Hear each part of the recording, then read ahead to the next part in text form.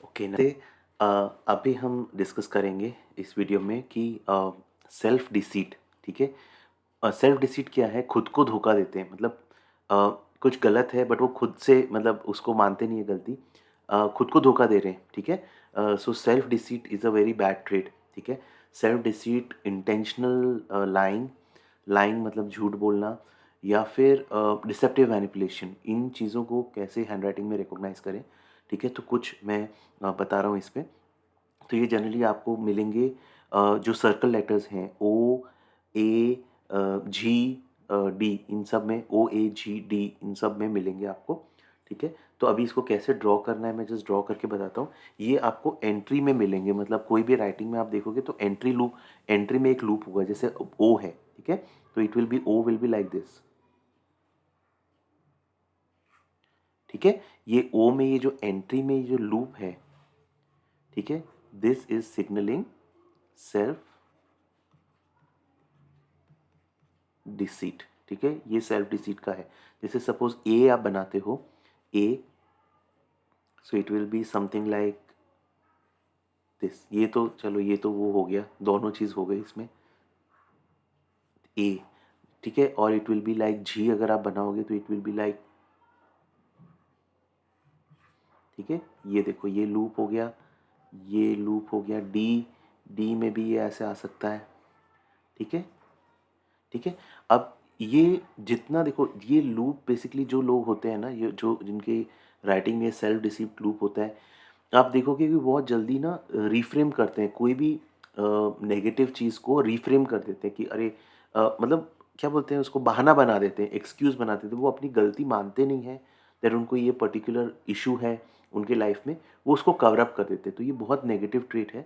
तो हमको ज़्यादा से ज़्यादा अपने लाइफ में, अगर ये जिसकी भी राइटिंग में ये है, that person should bring more awareness. ठीक है। हम सबका डार्क साइड है, तो ठीक है, हम तो उसके प्रति ज़्यादा से ज़्यादा अवेयर होते जाना है कि मेरे नेगेटिव क्वालिटीज़ क्या हैं, और यही नेगेटिव क्वालिटीज़ हमको सक्सेस और वेलबींग से रोकती है। ठीक है। बट ये जिनके इसमें होता है, there is a high chance that वो अपनी उन नेगेटिव ट्रेट्स और इनको रिकॉग्नाइज ही नहीं करते। तो देखो, पहले तो रिकॉग्नाइज करना, अगर आप रिकॉग्नाइज ही नहीं करोगे तो आप चेंज नहीं ला सकते। तो अगर आप हीलर, कोच, थेरेपिस्ट हो, तो अगर आपको किसी की राइटिंग में ये दिखता है, तो आप you can ask them to work on those things. ठीक है। तो एक तो ये है, मेनली बेसिकली छोटे लूप्स चलते हैं। अभी जैसे अगर मैं ओ बनाता हूँ, ठीक है, छोटा लूप इज ओके। ठीक है, इट इज़ फाइन, कोई प्रॉब्लम नहीं है, इतना छोटा लूप होता है, चलता है। मेन प्रॉब्लम है ये जो बड़े बड़े सॉरी, ये जो बड़े लूप्स हैं। ठीक है। अब कुछ लोगों के आप देखोगे, oh it may be like this, this is very bad. ठीक है। इसने पूरा मतलब डिसीट है, पूरा डिसीट, सेल्फ डिसीट है। ठीक है। तो this is again a red flag in relationship also, in business deals also. वो बंदा खुद से झूठ बोल रहा है, एक तो दूसरों से झूठ बोलना, एक खुद से झूठ बोल रहा है। अब ये देखो, ठीक है, this is again full full loop. ठीक है। तो this is very very bad. ठीक है। तो एक तो ये है। देन एक हम कर सकते हैं कि अगर ये देखते हैं, just give me one second, let me just see. Okay, शायद इसमें आएगा क्या, just check, let me check. हाँ, अभी सेकंड हम लोग ये देख सकते हैं कि सीक्रेसी, सीक्रेसी का हमने कैसा देखा था, सीक्रेसी एग्जिट लूप में होता है। ठीक है। सीक्रेसी और सेल्फ डिसीट अगर दोनों हो, ठीक है, जैसे सपोज आप ओ बना रहे हो, ठीक है, अब ये हो गया secrecy plus self, secrecy plus self deceit, दोनों चीज है इसमें। ठीक है। This is actually bad, very bad. ठीक है। This can point towards lying. ठीक है। Intentional, intentional lying. ठीक है, लाइंग ट्रेट को पॉइंट कर सकता है। तो this is a red flag in any business deals और इन एनी रिलेशनशिप्स। अगर ये, and it is not like one, एक किसी उसमें नहीं, अगर आप कंसिस्टेंटली राइटिंग में आप ऐसे लूप्स दिख रहे हैं, देखो छोटे लूप्स फिर भी चलते हैं। So it is like a, sorry sorry, this is still okay, but ये जो बड़े लूप्स हैं, ठीक है, दैट इज अ प्रॉब्लम। तो आप ये देख सकते हो। So basically the thing is that ये जो इसको बोलते हैं कंटैमिनेशन।